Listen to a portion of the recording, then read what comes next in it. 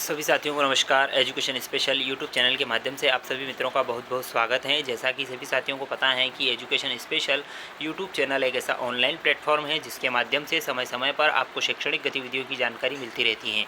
आज फिर एक महत्वपूर्ण वीडियो हम आपके लिए लेकर आए हैं। पूरे वीडियो की जानकारी इस के माध्यम से आपको बताने वाला हूं। हम वीडियो की शुरुआत करेंगे। शुरू करने से पहले यदि आप चैनल पर नए हैं और अभी तक आपने चैनल को सब्सक्राइब नहीं किया है तो प्लीज़ आप चैनल को सब्सक्राइब कर लें, बेल आइकन को प्रेस कर लें ताकि आने वाले वीडियो के नोटिफिकेशन आपको मिलते रहेंगे।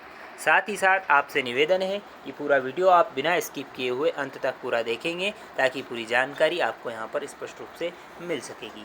आइए जानते हैं क्या है पूरी जानकारी। माध्यमिक शिक्षा मंडल मध्य प्रदेश भोपाल द्वारा हायर सेकेंडरी परीक्षा सत्र 2022-23 के लिए ब्लूप्रिंट ऑफ क्वेश्चन पेपर अर्थशास्त्र जो कि इकोनॉमिक्स जो कि कला और वाणिज्य संकाय दोनों के लिए सेम है, कक्षा 11वीं, और इस प्रश्न पत्र का जो पूर्णांक रहेगा वो 80 अंकों का रहेगा और 3 घंटे की ये परीक्षा होगी।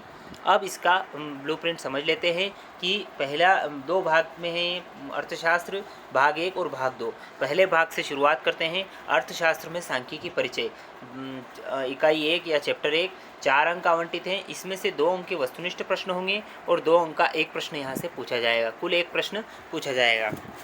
आंकड़ों का संग्रह, संगठन एवं प्रस्तुतिकरण, इसके लिए 11 अंक आवंटित हैं जिसमें से 4 अंक के वस्तुनिष्ठ प्रश्न होंगे, 2-2 अंक के 2 प्रश्न होंगे, 3 अंक का एक प्रश्न होगा। ऐसे करके वस्तुनिष्ठ प्रश्नों को छोड़कर कुल 3 प्रश्न इस अध्याय से पूछे जाएंगे। अगला अध्याय है केंद्रीय प्रवृत्ति की माप। इसके लिए 10 अंक निर्धारित किए गए हैं जिसमें से 4 अंक के वस्तुनिष्ठ प्रश्न होंगे, 2 अंक का एक प्रश्न होगा और 4 अंक का एक प्रश्न होगा। कुल मिलाकर 2 प्रश्न इस चैप्टर से पूछे जाएंगे। अगला चैप्टर है परिक्षेपण की माप। इसमें 7 अंक निर्धारित किए गए हैं जिसमें 2 अंक के वस्तुनिष्ठ प्रश्न होंगे, एक 2 अंक का प्रश्न होगा, एक 3 अंक का प्रश्न होगा। कुल 2 प्रश्न इस चैप्टर से पूछे जाएंगे। अगला है सहसंबंध सूचकांक सांख्यिकी की विधियों का उपयोग। इस चैप्टर के लिए 8 अंक निर्धारित हैं जिसमें से 4 अंक के तो वस्तुनिष्ठ प्रश्न होंगे और 4 अंक का एक प्रश्न यहाँ से पूछा जाएगा। कुल प्रश्नों की बात करें तो कुल एक प्रश्न इस चैप्टर से पूछा जाएगा। अब बात करते हैं भाग 2 की। भाग 2 जो है भारतीय अर्थव्यवस्था का विकास नीतियाँ और अनुभव 1947 से 1990, स्वतंत्रता की पूर्व संध्या पर भारतीय अर्थव्यवस्था और भारतीय अर्थव्यवस्था 1950 से 1990। 6 अंक निर्धारित हैं जिसमें से 1 अंक का वस्तुनिष्ठ प्रश्न, 2 अंक का एक प्रश्न और 3 अंक का एक प्रश्न। कुल 2 प्रश्न इस चैप्टर से पूछा जाएगा।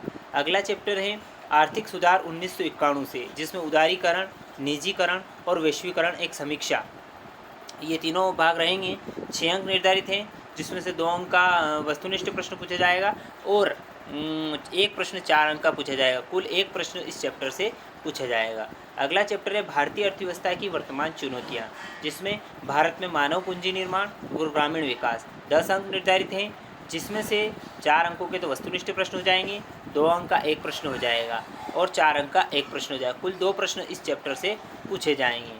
अगला है भारतीय अर्थव्यवस्था की वर्तमान चुनौतियाँ, रोजगार समृद्धि, अनौपचारीकरण एवं अन्य मुद्दे, पर्यावरण एवं धारणीय विकास। इसके लिए 10 अंक निर्धारित किए गए हैं जिसमें से 5 अंक के तो वस्तुनिष्ठ प्रश्न होंगे, एक 2 अंक का प्रश्न होगा और एक 3 अंक का प्रश्न होगा। कुल 2 प्रश्न इस चैप्टर से पूछे जाएंगे।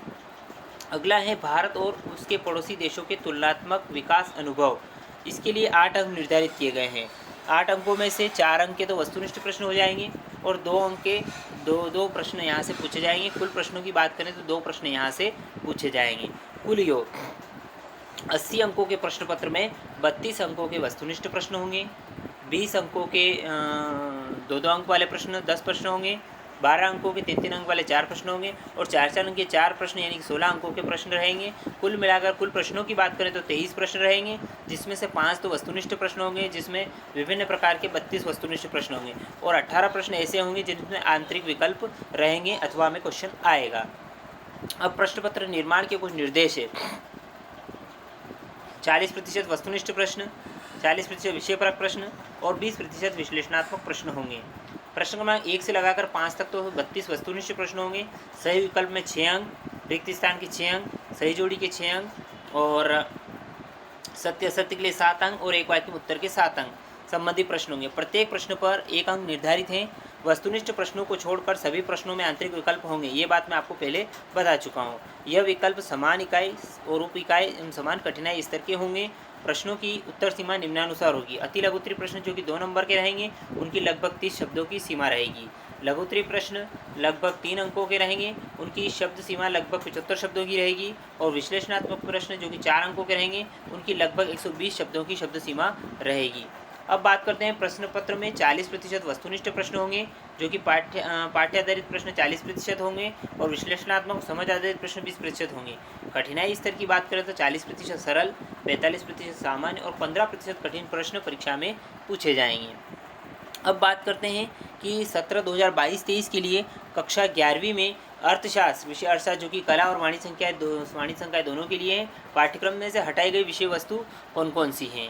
एक चैप्टर है भारतीय अर्थव्यवस्था का विकास, जिसमें निर्धनता अध्याय 4 निर्धनता और अध्याय 8 आधारिक संरचना पूरे चैप्टर इस वर्ष के लिए हटा दिए गए हैं। तो साथियों, आशा करता हूँ कि कक्षा 11वीं इकोनॉमिक्स जो कि वाणिज्य संकाय और कला संकाय दोनों में है, उनके लिए ब्लूप्रिंट, प्रश्न पत्र का प्रारूप और कम की गई अध्याय की जानकारी आपको यहाँ पर स्पष्ट रूप से मिली होगी। साथ ही साथ किसी प्रकार के प्रश्न अगर आपके मन में हैं तो आप हमें कमेंट करके बताएं। आपकी समस्या का समाधान हम आने वाले वीडियो में ज़रूर करने का प्रयास करेंगे। एक बार और आपसे निवेदन है, यदि आपने अभी तक चैनल को सब्सक्राइब नहीं किया तो प्लीज़ चैनल को सब्सक्राइब कर लें, बेल आइकन को प्रेस कर लें, ताकि आने वाले वीडियो के नोटिफिकेशन आपको मिलते रहेंगे। बहुत बहुत धन्यवाद। जय हिंद, जय भारत।